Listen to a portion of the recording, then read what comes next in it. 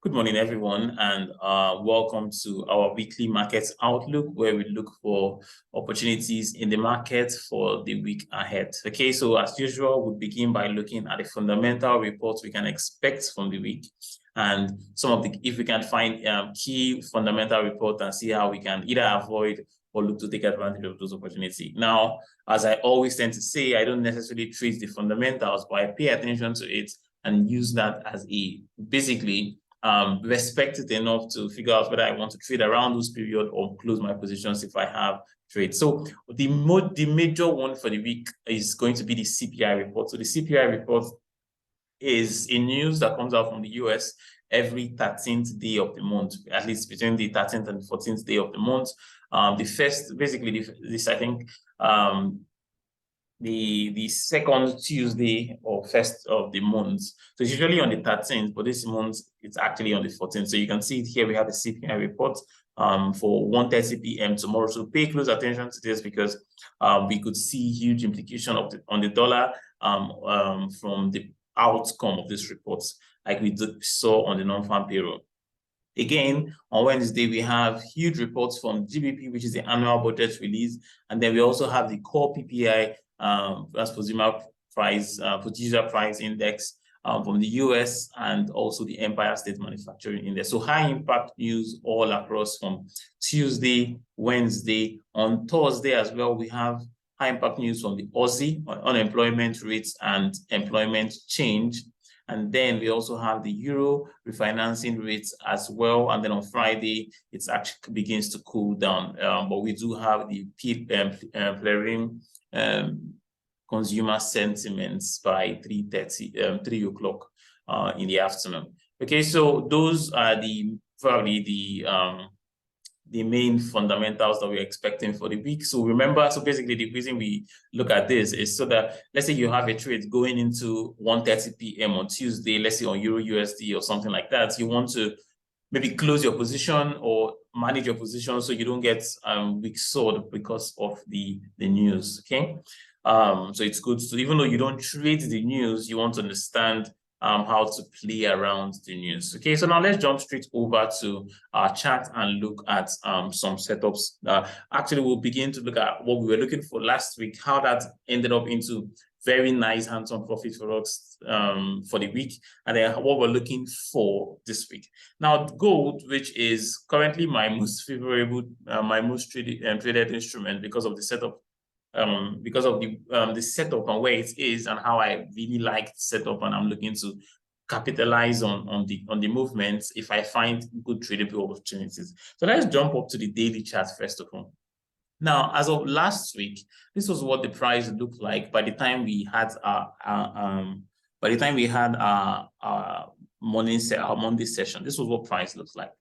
Now, at that time, we were looking for two things, right? I remember, if you'd remember, I said we were actually looking for opportunity for this to break and continue going up.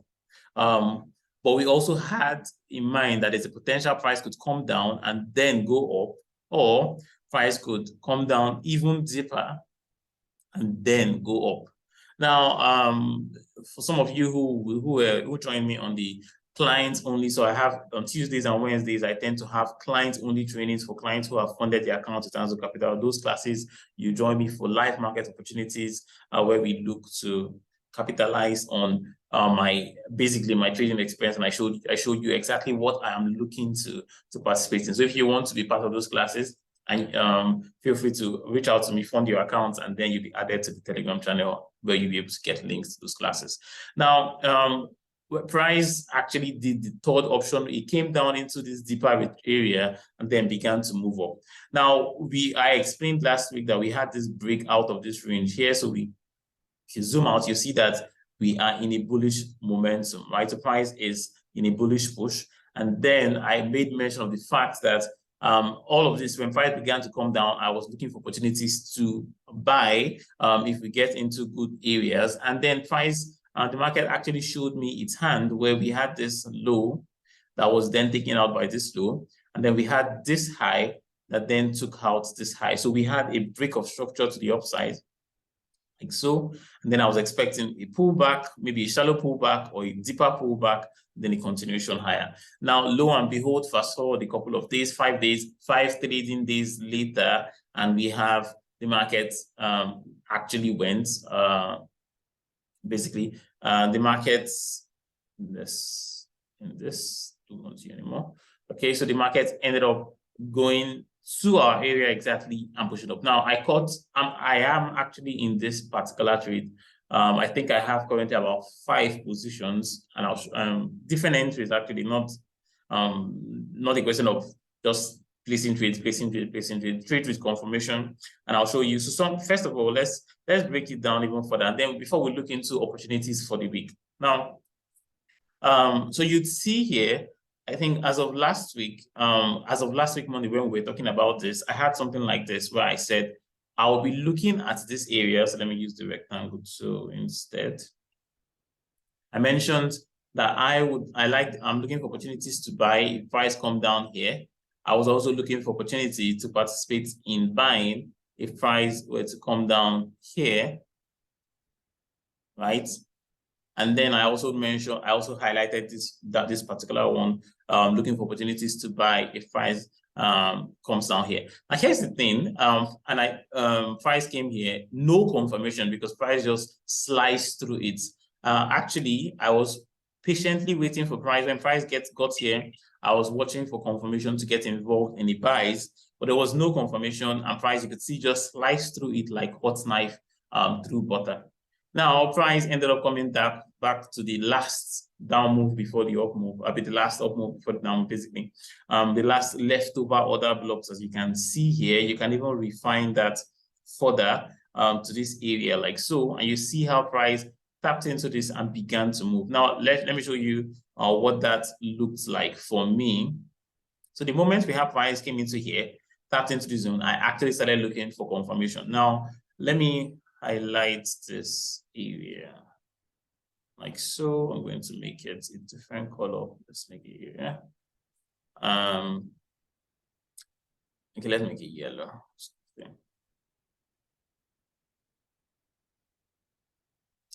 Okay, now as price began to drop into here, because this is an area I'm interested in. Now, this is one thing you want to, when it comes to trading, if you're going to be a good trader, you're going to be successful in this market, you don't need to. The problem I have with people most of the time is they show up in the markets to trade. You don't show up to trade, you show up to analyze. If you show up to trade, then what happens is you start looking for opportunity to trade, even if there's no opportunity, right? So I come to the market and I'm looking for setups that meet my criteria. If I find those setups, I take trades. If I don't find setup that meets my criteria, even if it looks like it, well, no trade for me. That's exactly what I tend to do. Now, the same thing, the same outlook that I had here as price dropped into this area and I started looking for opportunity is the same outlook that I had here when price came into this area, right? So when price came into this area, I was still looking for opportunities to get involved. The difference is I didn't find any opportunity, so no trade. Similar thing here, when price got here, I was looking for opportunities to get involved. Price did not give me a setup, therefore no trade. Now, same thing again, looking for price to give me an opportunity to get involved. And then I got an opportunity, or at least a setup that meets my criteria or something that is okay for me to trade. And then I got involved trading. And now let me break that down further. I'll show you what my trade looks like. I'll show you some of the losses I took and how that eventually played out. So here's the first trade I took. So we had this basically, you can call it, looks like a Wyckoff accumulation schematic. Here we have a preliminary supply. We had our ST, our automatic rally, ST in phase B and all. Basically, I'm not going to go into breaking down this even further. But the point is, you could see that we had this low, and then we had another low, then we had this high, basically, that broke this region here. My line is not straight, but you get the idea. We have the breakout of this region, which piqued my attention to look for a trade. And then I got into a trade. Now, here's the thing. This is the first trade I got involved in here. We had that break, so you'd see the break I was looking for. And then I was looking for opportunity to buy here. I'm not going to refine this even further. Now you could see what happened. The price came in, almost came back to hit my stop loss, but in this case, that was fine. And then where was my target? Well, my target was way, way up at the daily target, daily highs. Like I'm not still, my full TP is not hit. You know, it's still very far up. But here's the thing. Based on, obviously, everybody should have the way they trade. Personally, I only take trades that meet my specific risk to reward parameters. Like my trade is at least 1:8. So if I have a 1:8 RR,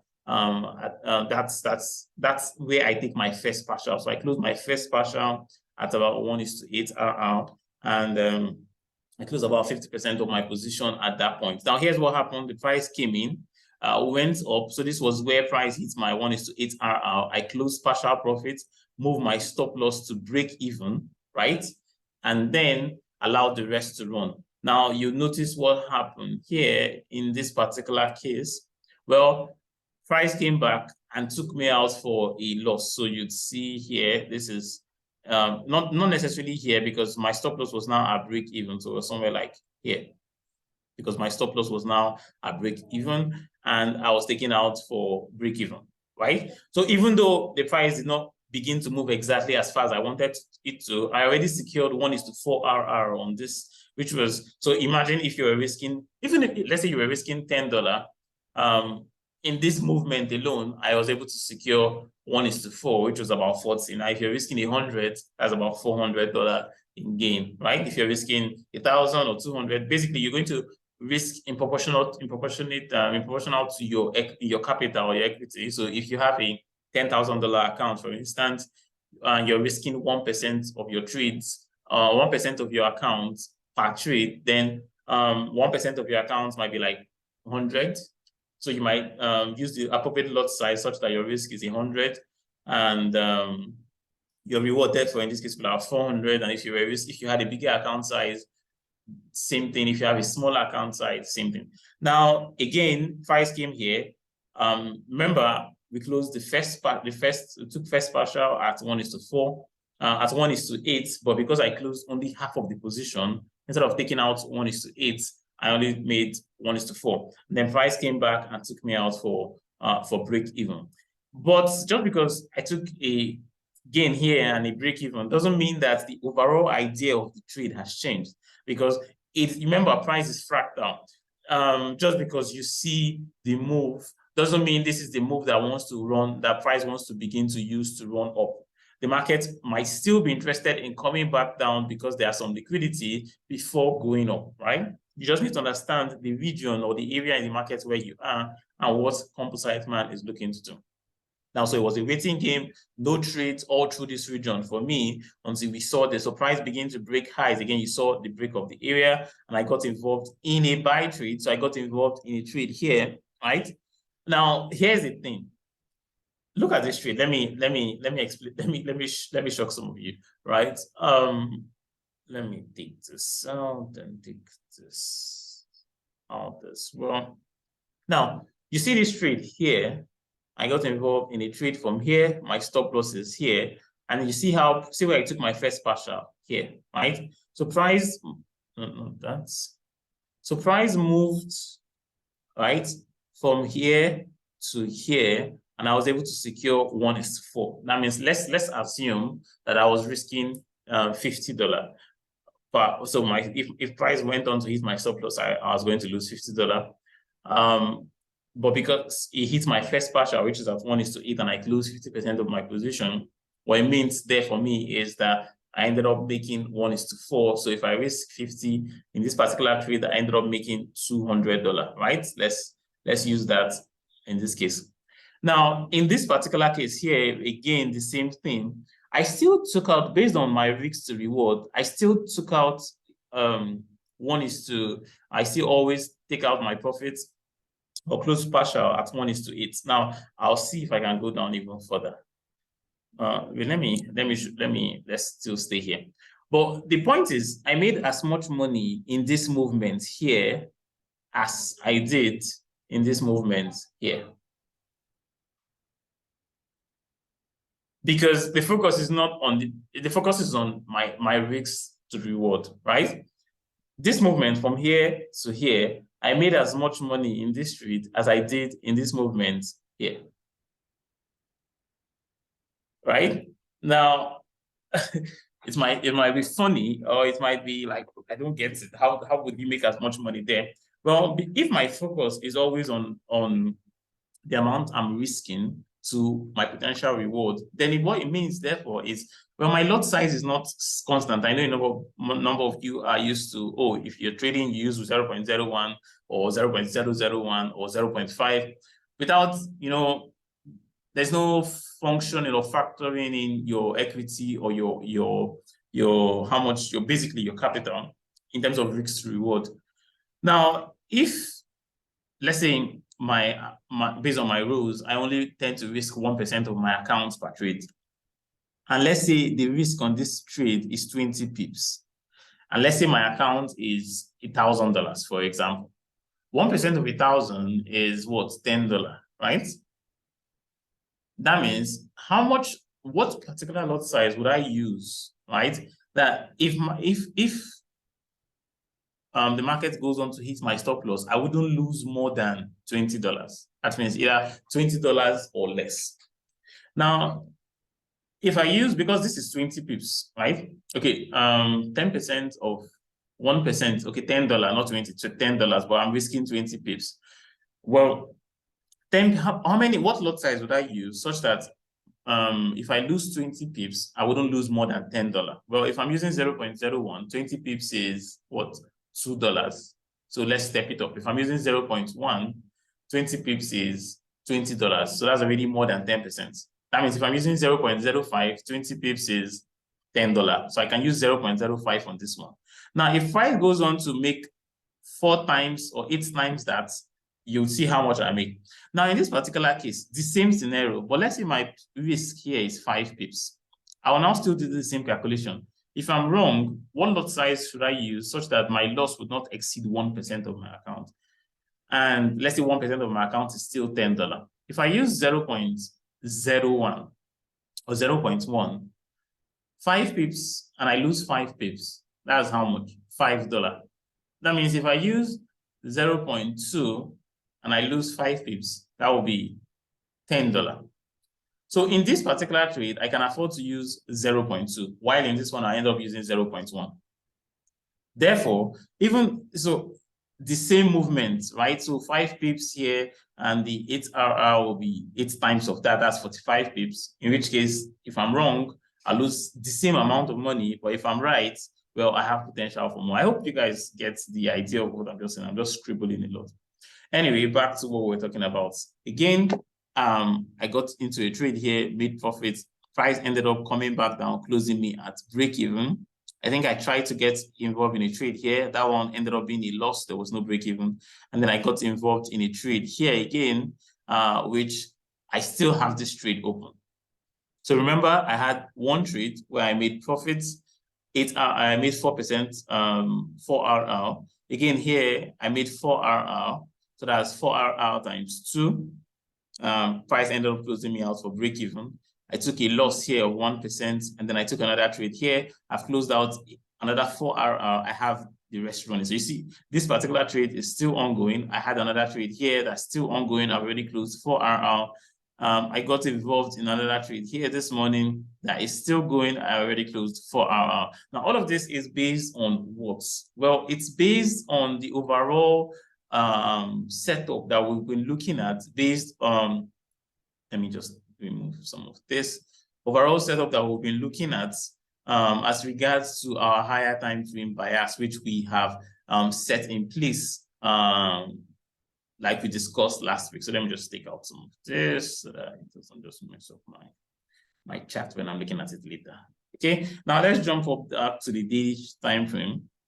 And you could see how I was able to, okay, you can see how I was able to capture all of this move. So this was where my entry is positioned, and this is my target, right? I have a trade here, I think I have another trade here, and I have another trade here. Now, because I have a bias, and what's my bias? My bias is bullish in this particular case. I'm anticipating continuous push to the upside. So I'm looking to trade this continually to the upside. Now, like I mentioned last week, the best areas to get involved was down here, like I mentioned. There is a good chance you can see again on the higher time frame that price has also broken the structure to the upside again. So there's a good chance markets will come back down. We could find another entry and then begin to go up. But there's also a very good chance that price will do this, just keep going up and up and up. I know some of you like to counter trend trade. Some people start looking at this and saying, oh, I'll try and sell this thing so that if price comes down, I'll make money and then I'll try to buy. But that's the thing, price doesn't need to come back down. Just like in this particular instant, like I mentioned to you guys some 2 weeks or 3 weeks ago, we had this in mind. We're interested in looking to sell, right, from somewhere like here and somewhere like here. But I also mentioned there is no, price doesn't have to go down. We were targeting these lows down here, right? We're looking for price to come up before coming down. But what did price do? Well, it just kept going down, right? So you don't want to be caught on the wrong side of the trade where you're trying to force sales into this market because you're anticipating that price will come down before it goes up, and then price just keeps going up, right? So I'm already positioned to get involved in to take my full TP at this area, which, you know, each of these trades. So for example, if I go down to the let's say 1 hour time frame here, you see that my risk to reward on this particular trade now is, you know, something like let's see, for this one is 1:65. This one is still open, so I think I should move this up a bit.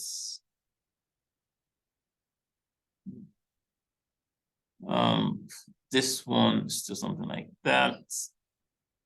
And this one is like 1:95.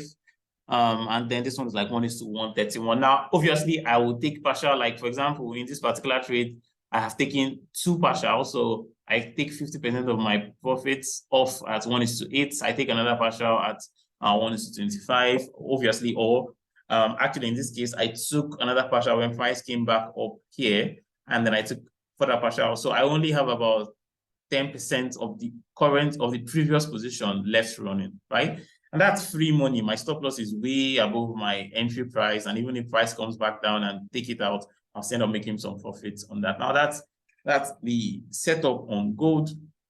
The reason I'm showing you this is because, well, you need to understand that trading is not, it's mostly about the preparation, the planning to execute your plan, like the work that goes into executing your plans. It's not just about showing up to the chart and then you have to see a set up the trade, because it doesn't work that way. People who have this addiction to trading where they come up to the chart and they have to trade, they are the ones that end up losing. They make some money, but they end up giving it back. You have to be patient to wait for the market to deliver to you, and then you look to execute the trade. Okay, we'll spend a lot of time on gold. So let's jump over to EURUSD and let's see the setup. Now, I sent out a trade idea on the Telegram channel. This is still quite open, and so similar thing that I had on gold. I also got involved. I'm also in a position on EURUSD from down here, and I'm still looking to take this one to this highs up here. So similar type situation. You could see that we have broken structure to the upside, like so, like this now. And so even if we could pull back down, so one of 2 things is that's actually why I'm looking to get involved in a trade here. Notice this gap here. So there's a good chance price might want to fill it, but there's no guarantee. But price might want to come back and fill that gap. However, I'm still looking for buying opportunity because we have this show of strength and a break to the upside. But there's a chance price could drop back down here. And then I'll be looking to continue looking for buying opportunities. So as from current area, so let's drop down even further. If you're looking to get involved in a trade, this looks like a very nice trade setup. If you factor in this gap, you might want to probably wait. So you have one of two options. You can wait. Let me see something. Is my trade closed for as it hits my stop loss or not? Just give me a minute. I always tend to factor in Okay, that is my stop loss. Okay, that's fine. Okay, yeah, so that's fine. Stop loss hit on that one. No problem. We move. So this is a -1. Basically, where is my mouse? Yeah. So this one is done. We are done for a loss here. So what you probably want to do here is probably wait for price to maybe come back down here, right? See if price, so two areas I'm interested in, down here and also down here, right? So if price finds its way down to any of this region, I'll be interested in looking for buying opportunity. Remember, I'm not just placing pending orders. I want to see price give me confirmation within this area, and then I'll look to buy to take it up. Otherwise, if price continues and gets down here, I would also look for confirmation to buy and then take this up. Okay, so at least for the week, watch these two areas around. So let me, for those of you, 1.0624 to like 1.0624 to 1.0636, right? Or let's call it 3.5. Look for buying opportunities around those area. Also, 1.0594 to 1.0583. You can also look for buying opportunities within those regions. So if price comes down here, so if let's say you trade price action, candlestick formation, what you want to do is, if you use that as confirmation, the price comes here and you see one of those candlestick setups that you'd like or that you trade, then you can use that as confirmation. You can keep your stop loss just below that structure, and then you'll be targeting, obviously, the higher time with the daily highs, right? If price doesn't respect that area and just continues to move down and gets here, and maybe you find confirmation, maybe a pin buy, a bullish engulfing buy, a break of structure on a smaller time frame, you can use that as a reason to go higher. Okay, so Euro USD bullish, I'm looking for buying opportunities on there. Gold, I'm still bullish, looking for buying opportunities. So let's jump over to Aussie CAD. Aussie CAD, not Aussie USD. So Aussie CAD here. Let's go to the daily chart. Okay, so now we also discussed this one last week, where we were looking for selling opportunity if price comes back to an area we're interested. Now, price is at the area we're interested in, so we can begin to look for opportunities to sell, because in this one, you could see that we have this break of structure to the downside. The price has been breaking lows ever since, forming this high. So you see we have the break 1, 2, 3. So most likely we could see continuation bearish, but we want to trade with confirmation. Therefore, from where we are, let's look at the lower time frame and see if we can begin to see shifts. Now, here's what you can begin to look for. So let me even do this. Actually, there might be a good trade here, at least in terms of risk to reward. It's not the worst risk to reward. You can be looking to get involved in a sell trade like so, and you could be targeting this lows. Okay, so this lows down here, right? So this is a daily low. From where we are now, it's not a bad trade. It's not a bad trade by any means, right? You could see that the only challenge here is if you follow the inside structure, at least on this time frame, you could see is basically this is the move, right? And then, so we had this break, pullback, break. Now we have this breakdown. We still need to see price take out this low, right? Then that would really show that sellers are ready to push price lower. But because we are already biased to the downside, this might not be a very bad trade. Actually, this might not be a terrible trade. Your risk would be what's the risk here? Something like 6 pips or less because of spread. Let's just make it 8 or 9 pips, and then you'd be going after a good amount of rewards, which is like 120 pips. So you're risking 9 pips to go after 120. Now, obviously, you take partial profit and move your stop loss to break even as price begins to move. But this is not a bad trade to try and capitalize on now. So yeah, I actually quite like this one. It's a good thing we're alive. So we'll see. Maybe by next week, probably see if this end up being a profitable trade or not. But let's see. Let me go down.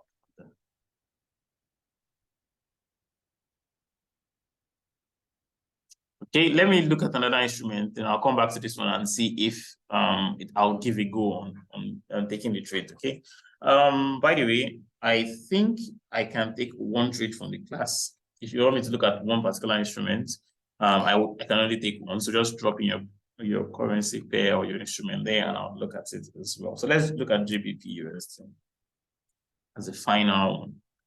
Then let's look at the daily charts. Okay. So we had this gap. Price came back down to close it. GBP USD. Yeah.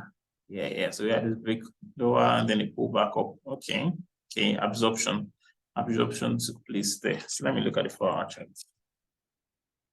So that means there was no sell trade here. Price slides through it.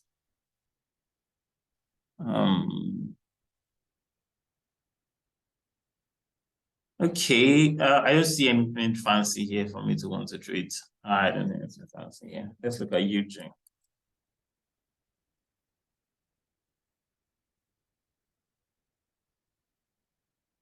Let's look at the daily charts.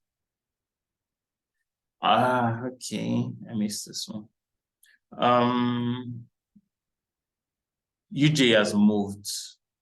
But this would have been a very good sell setup because we had this liquidity grab and then we're pushing back down. I didn't get involved in this, but this would have been a very, very, very good trade setup for me. Very good one. But nonetheless, let's look at USD CAD. Now I will be analyzing all of these pairs again in much detail tomorrow. So this didn't play out, price didn't pull back down. So we can as well take this out. Yeah, price didn't pull back down. The CAD is weak, the USD is weak, so it's basically you could see liquidity target from here, and price is aggressively approaching that area. So for now, except I want to look for smaller time frame scalping opportunities to get involved to try and pick price up to its liquidity. Price has moved away from best areas I'd have loved to trade this. Okay. So that's USD CAD. I think right now AUDCAD seems to be the one with the most ripe setup. Same thing as gold. Gold as well looks fancy. You're in a better position if you're able to get involved from last week. Otherwise, there's still some very nice setup on that one as well. Okay, I think that's about it from me for now. I hope you guys enjoy the class, and if you're watching the replay from the YouTube, don't forget to leave a thumbs up, a like, subscribe to the channel, leave comments if you'd like me to come back and respond to them. And then for those of you who are watching live, you can obviously rewatch the session on YouTube. That's Noah FX Pro. If you want to grab some things, you want to, obviously I tend to speak a little bit fast, so you can slow it down if you wish, but to get some more in-depth knowledge, you can obviously do that from there as well. Okay. Hema said gold is crazy this morning. Yeah, gold is crazy this morning, and it's been wonderful for me because, well, you know, I'm up crazy amount on that shit. And the price is not even began to move. And I obviously plan to ride it all the way, right? I don't have any risk at all on that trade. I don't have any risk whatsoever on the trade, and I'm looking to get involved. Even further if price continues to progress. Understanding that market you can see, still flying, leaving lots of imbalances. Now, I know everybody will be expecting this thing to come back and fill these imbalances, but the gold doesn't really operate that way. Which is why I always like to plan my trade, wait for the market to come to me. If the market doesn't come to me, then I don't take anything. in this particular instance, is a beautiful example of markets, allowing the market to decide and then flowing with it. So basically what happens here is, like I taught you guys, Y curve accumulation and distribution schematics. The accumulation basically went down here. And I was able to, because of my understanding of price structure, of how price moved, I was able to get involved just before the composite man make all this move. Because the truth is, your money and my money cannot push price like this. This is the hand of the composite man. By understanding how the composite man operates, I was able to get involved, position myself in this particular instance beautifully, multiple positions, to keep riding this trend. So basically, I'm looking to ride this all the way up here. I don't see a reason why that would not happen. I understand that we could have pullbacks and then continuation, and then pullbacks and continuation. Overall, I see price coming back here to grab this area between now and next week. We'll see how that plays out. Either way, I've met my target already for the month, and I can as well just chill and look to manage my positions and only trade when setups meet my criteria. Okay, thank you very much, everybody. I hope you guys enjoyed the class. And remember, if you're watching on the YouTube, please don't forget to like, subscribe, and leave comments if you will.